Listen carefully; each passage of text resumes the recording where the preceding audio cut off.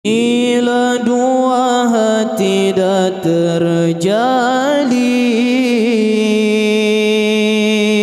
selamatlah pengantin kami doakan. Moga ridha Allah bersinar selalu, tanda bermula bahtera hidup.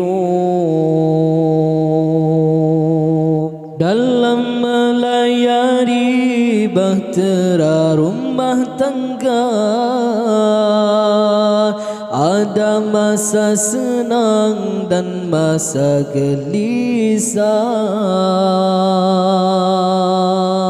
Janganlah sudi ikut melulu,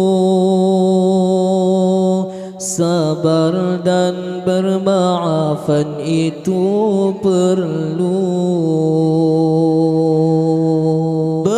Beginilah resam manusia,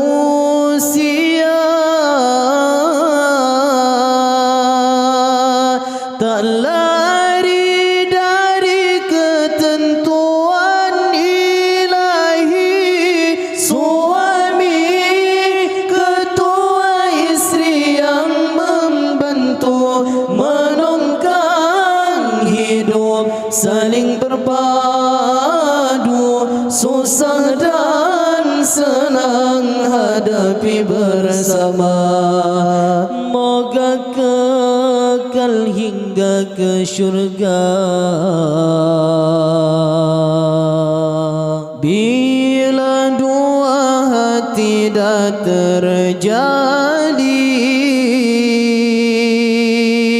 selamatlah pengantin kami doakan.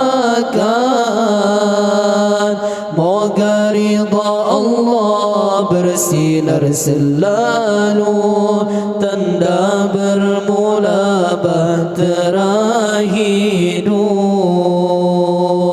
Dalam melayari bahtera rumah tangga, ada masa senang dan masa gelisah. Jangan nafsu diikut melulu, sabar dan bermaafan itu perlu.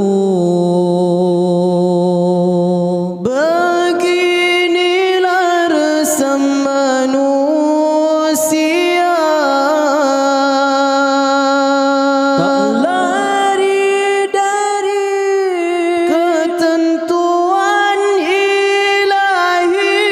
Suami ketua, istri yang membantu menongkang hidup, saling berpadu, susah dan senang hadapi bersama.